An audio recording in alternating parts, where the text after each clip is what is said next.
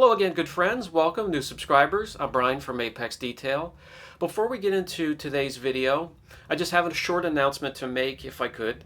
I don't do a ton of how-to videos, but when I do, you'll notice at the end I'll stress for you to go out and grab some junk panels from a body shop or a junkyard, set them up on horses and practice, either the DA or rotary or whatever you want to learn. Now, there are dozens of YouTube channels out there with guys flailing their arms and telling you to do this and to do that. And to me, guys, I can't learn that way. That's white noise. As soon as I'm off the video, I'm forgetting about it. That's why I want to offer you hands-on. So from me to you, September 1st and 2nd from 10 a.m. to 4 p.m., Apex Detail and myself will be available to teach you whatever you want to learn. Just come. We're going to have panels on horses. We're going to have cars there so you can practice on. We're going to have different polishers for you to try. We're going to have reps there from major brands. We're going to have professionals there to teach you correctly. So the invitation's there. How much is this going to cost you? How about this? A handshake or a hug. I'll even take a hug. So with that said, let's get on to the video. This is going to be Meguiar's polish. This is Meguiar's DA microfiber polish, and this is meant to pick up where the compound leaves off. So we're going to take a look at that today. We're going to review it. I have both a test panel and a car that we can work on. So let's get out into the shop and get this started. Meguiar's DA microfiber polish is 16 ounces for somewhere around 15, 16 bucks, depending on where you look. This includes their microfine abrasives and polishing oils, and this product here was meant for refinement. After your defect removal, you're going to use a product like this to refine and get some clarity, get some gloss, get some reflection. I have my test panel ready to go. I have a little area masked off, and inside the masking tape, we have an area with 2 layers of defects. We have some deeper scratches on the bottom and some light hazing on the top.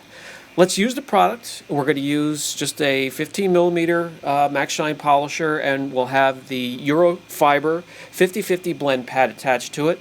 Let's see what we can do with this product. Take advantage of those fine abrasives during the first pass by applying some moderate pressure onto the polisher.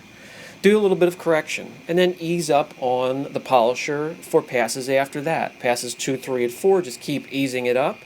And try and get as much reflection, gloss out of the finish that you can. You don't have to use the Microfiber pad. You could use a foam pad. It just all depends on what result you're looking for.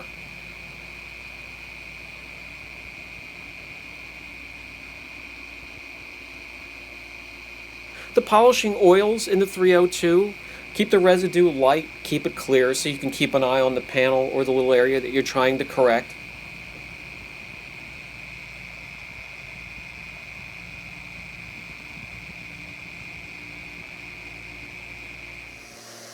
You'll find you can work the polish for a decent amount of time, and that's pretty much what companies are going for with the modern compounds and polishes.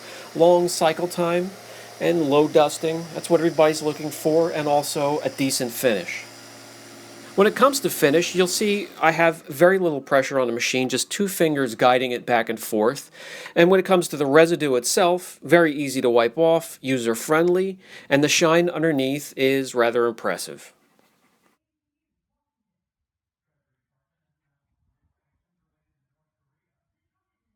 Now, with the 2 layers of imperfections there, it took care of the haze, it brought out gloss and clarity.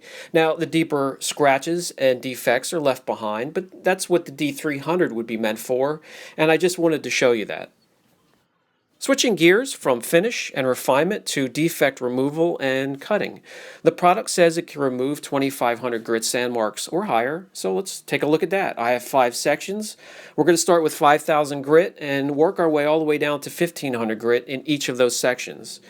Yes, I'm using unified sand marks. I saw a comment somewhere where you can't test a product correcting unified sand marks. Well, guys, I don't care if the sand marks are up, down, left, right, side by side, or crisscrossed. You can't wipe them off with a microfiber. They have to be corrected.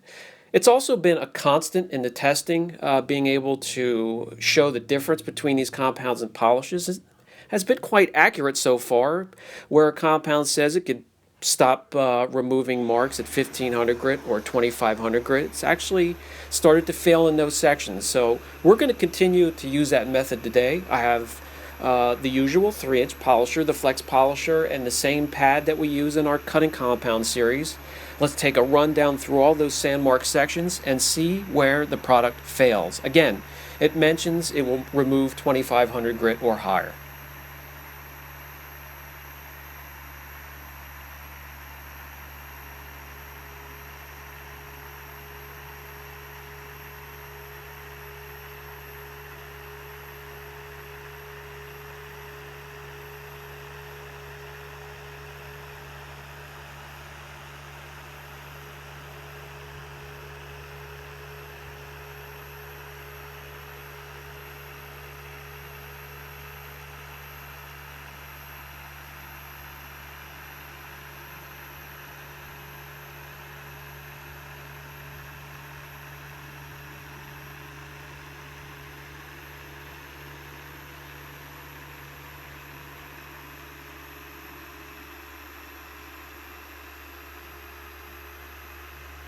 All right, that's going to do it. Same speed, same pressure, exact same method as we do in the compound series.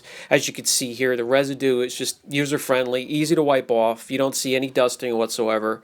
Let's take a look at those sections. Easily breezed through the 5,000 and 3,000 grit sections, just as I thought it would. As we get to 2,500, you'll see that's where it starts to fail. Again, the test is accurate, and it does a decent job on some of the other marks. It just doesn't have the power to correct them. As you can see, it finishes down far, and we're not going to stop there. That was on a black panel, so you could see it. Now, when it comes to whites, silvers, grays, those you have to put a little bit more effort into to make the finishes pop. We're going to use the D302 to bring out some clarity, some extra reflection, and we're going to use it in 2 different steps. The first step, we're going to use a 15mm throw polisher and the Euro 50/50 pad. This will remove as many defects as we can and bring out a decent finish.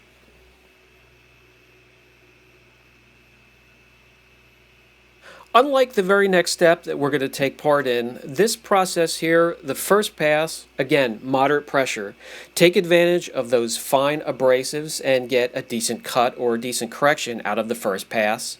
Lighten up the pressure for the passes that follow. The finish on this vehicle just had some very minor swirling, but we wanted to work on bringing out some reflection and clarity because these silvers and whites, they blend in with each other if you don't work them. We wanted to make them pop, we want to make them stick out and just beg for your attention.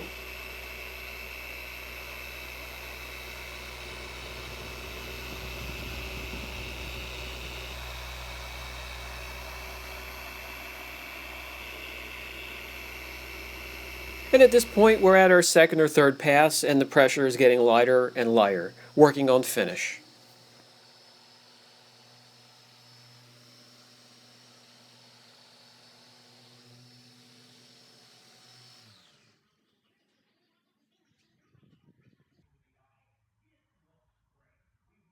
Once again, the residue is light, easy to wipe off. No dusting whatsoever, becoming quite common in a lot of the new products coming out these days. That's what everybody's looking for.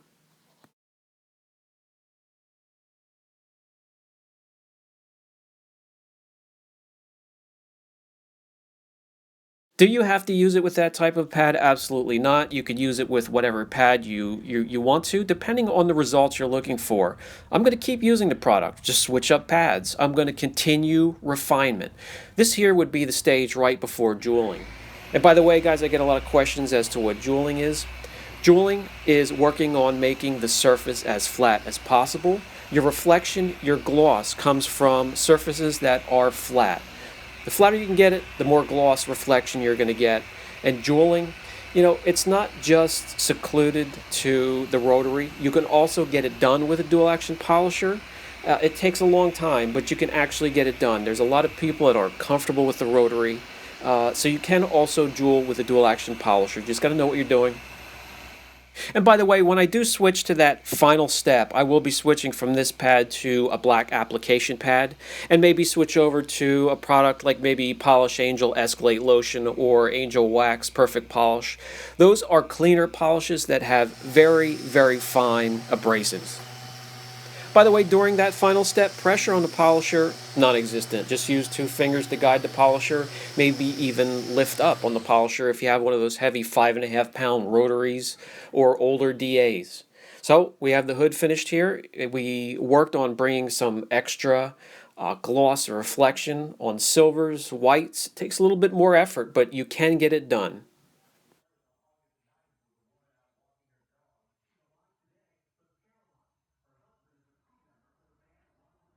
Project complete, and this silver, when parked to other silver cars, will stand out, will scream out for your attention. And that accomplished by using Meguiar's D302 DA microfiber polish.